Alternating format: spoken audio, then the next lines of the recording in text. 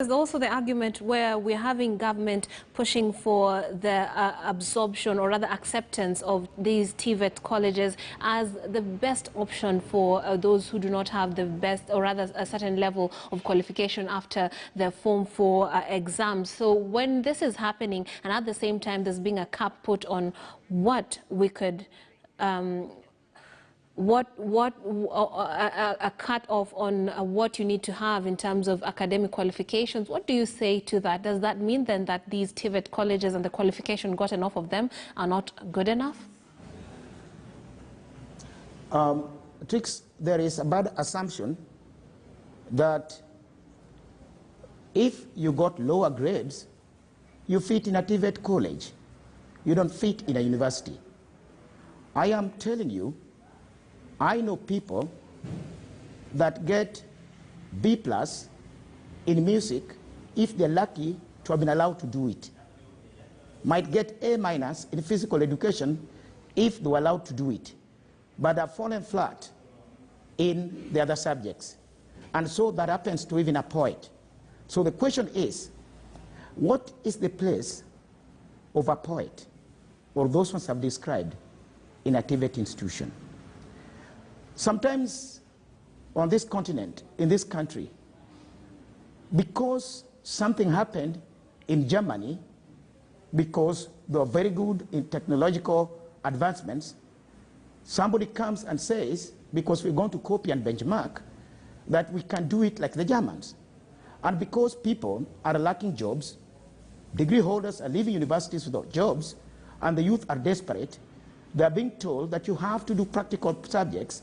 And so people go in to those TVET institutions in the hope that if they did that, they'll get jobs. I can tell you, Trix, and mark my words, they'll be very disillusioned.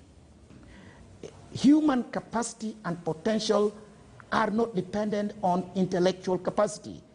People do have other capacities, and it is important in this day and time that our government tap into these potentials of people which do not correlate with intellectual power. There are many forms of learning, and as I've mentioned those forms of learning, and it is important in this day and time that we just do that. Otherwise, we shall have the continuous song. 50 years ago, Japan, Korea, Malaysia were at the same level with Kenya. 50 years on, we are 50 years behind. Hang on a minute, how are you going to bridge that gap? You're not going to bridge that gap by copying and benchmarking, because if you're copying and benchmarking, you're just merely following. You can't move. You've got to have the capacity to know what is modern and what people are using today to find human potential. I think that's very important for this country and this continent.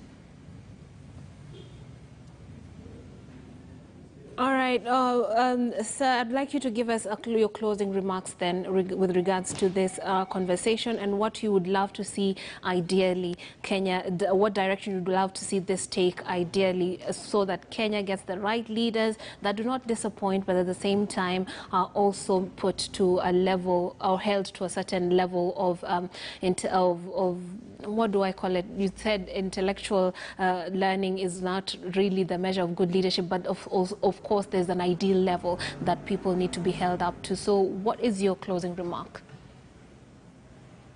In terms of legislation, our people ought to know, number one, there are other forms of learning. More importantly, that people today can be assessed, and we have measurements about them. And we can find a person, though he left school in primary, he could have the potential to lead, and we should not lock those people out. However, such people who do not have that academic endowment cannot always just make an assumption by their own emotional feelings that they do have capacities. Such suspected capacities ought to be put to test, to be confirmed, and then those people are allowed through an acceptable method to attain those degrees cheaper and sooner. And they should not just be locked out just on the basis of intellectual capacity. Thank you, Trix.